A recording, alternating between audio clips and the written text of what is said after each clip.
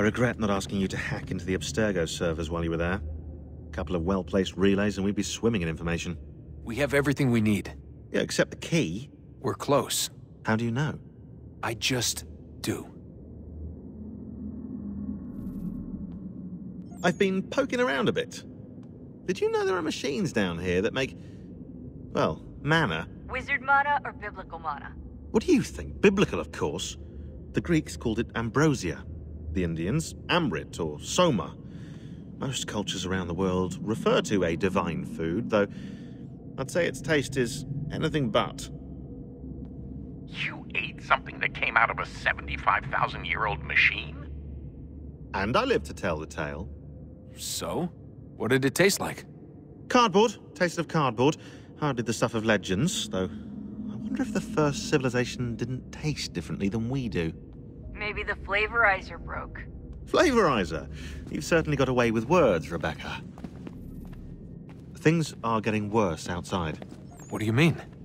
Every day for the past 2 weeks, the sun has been throwing off larger and larger flares.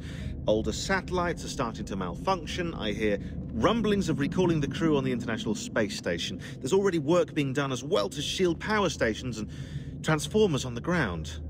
Not that any of it matters. This goes far beyond some brownouts. We all saw what's actually coming.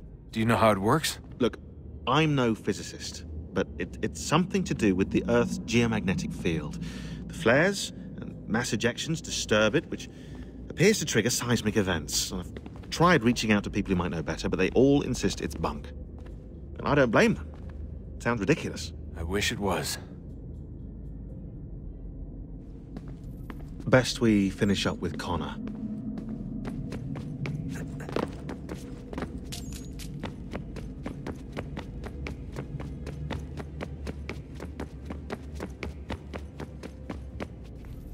Hey, Desmond, didn't Subject 16's...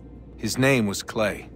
Sorry, didn't Clay say Washington was a Templar? No, he indicated that Washington came into contact with an Apple of Eden, but beyond that, it's all speculation.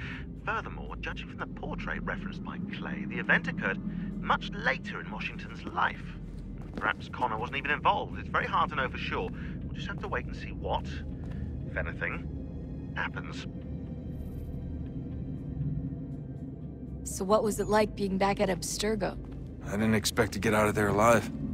It's a good thing Cross broke down the way he did. If he wasn't losing his mind, I'd probably be dead. I guess he never really recovered. What do you mean? When he first came to us, he was exhibiting symptoms of the bleeding effect. It was real bad. He'd just go in and out at a moment's notice. No animus required. Got a little violent, too, sometimes. It took a while and a bunch of therapy, but we thought we had it under control.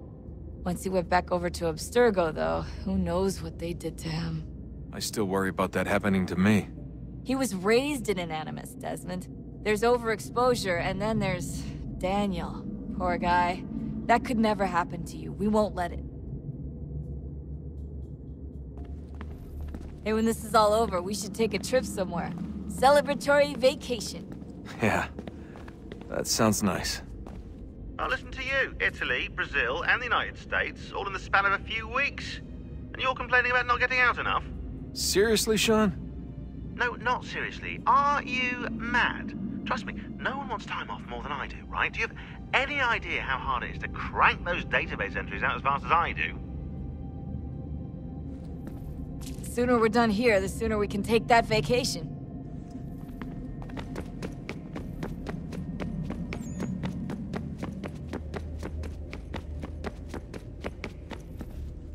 Hello? Hey. Do you think killing Vidic set Abstergo back? I doubt it. Sure, he pioneered the Animus, but they've had the technology for decades now. Plenty of other people can take his place. And Cross? Oh, he was a loose cannon. I doubt anyone's mourning his death. I think these days he was more a symbol than an asset. I'm sorry, I don't mean to dismiss what you did. But it's going to take a lot more than a couple of deaths to stop the Templars. Did Vidic put you in an animus when you were at Abstergo? They'd be able to search your memories and track you back here. Oh, they definitely tried, but I made things difficult for them. You can resist, you can cloud up the transmission, or just refuse to move. Eventually, they would have gotten what they needed, but it still would have taken them weeks. Vidic threatened to put me in a coma once. It would have made you more pliable. But if the user isn't engaged, it's a mess. I know they've been working on ways to extract memories and let others sift through those memories. Maybe they're even analyzing mine right now. Maybe they'll find us. I don't know. What I do know is that we've got to get through that door. Yeah. I should probably get back into the Animus. Hey. So, when this is over, and assuming it all works out, I was hoping I could, you know, come home. I'd like nothing more. We're almost there, son.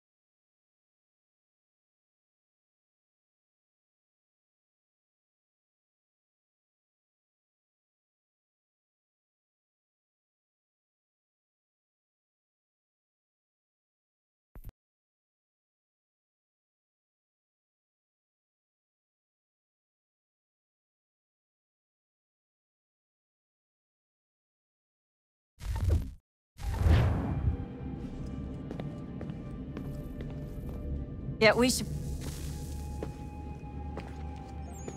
Home stretch, Desmond. I can feel it.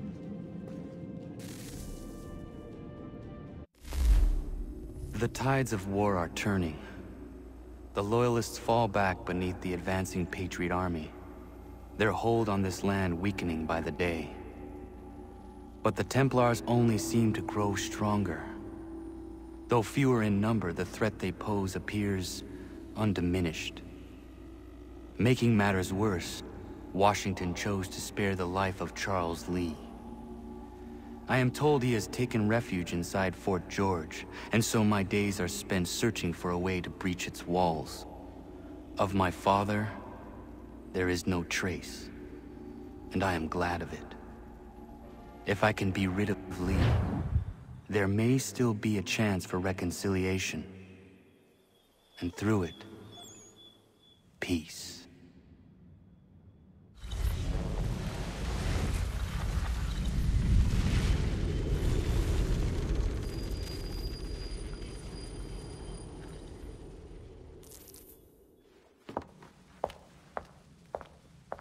Connor, he's asking for you.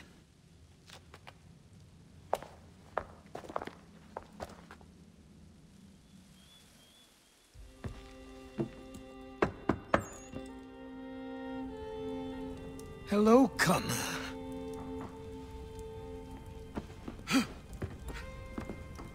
Come now. Your sadness won't sustain me any more than that fool woman's soups and potions. Tell me of your latest exploits. Charles Lee has been exposed, and the Patriots finally rid of him. They march now to secure the remaining cities that this country might finally be free. Then you have won. The land and your people are safe. Yet you seem troubled. Washington spared Lee's life. So long as he lives, all are in danger. The same is true for your father. When you first came to me, you understood what had to be done, swore you'd see it through. If not for the Brotherhood, for your people, and all those threatened by the Templars. But with Lee gone, my father might... Listen to me. You have not come this far to throw it all away over misplaced sentiment. Both men must die. Achilles. There is nothing more to discuss.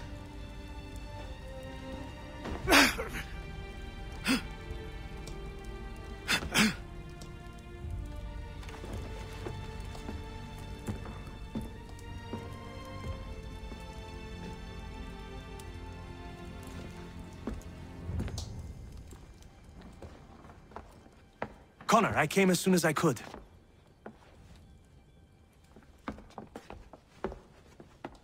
Tell me you bring good news. The Comte de Grasse said yes. You need only join his fleet in Chesapeake Bay and they will serve as required. But what exactly is it you intend? It's better that I show you.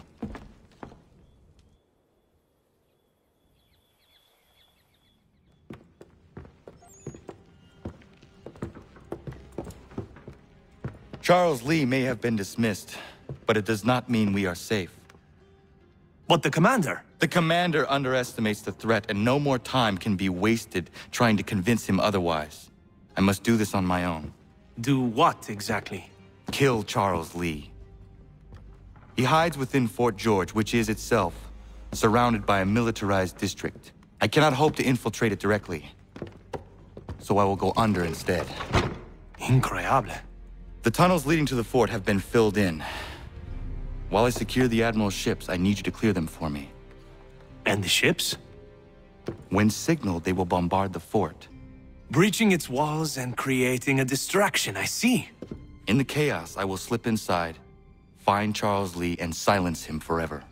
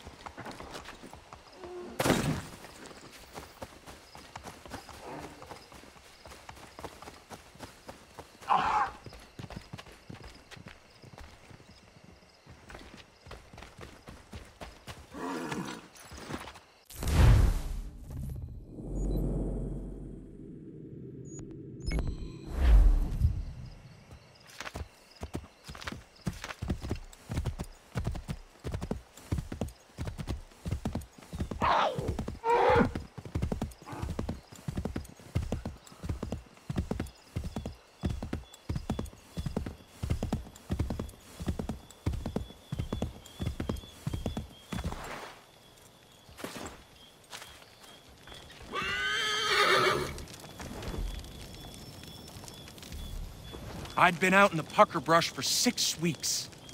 Game was scarce in the area, and my belly needed filling, so I broke for the coast and some crab or lobster from the tide pools. That's when I saw it. A lighthouse said to have been abandoned years ago, but there it was, fires a-burning. Then the sound happened. A moaning in the wind. My heart crept up my throat so high I could taste it. Just then, a 10-point buck startled, and I took after it.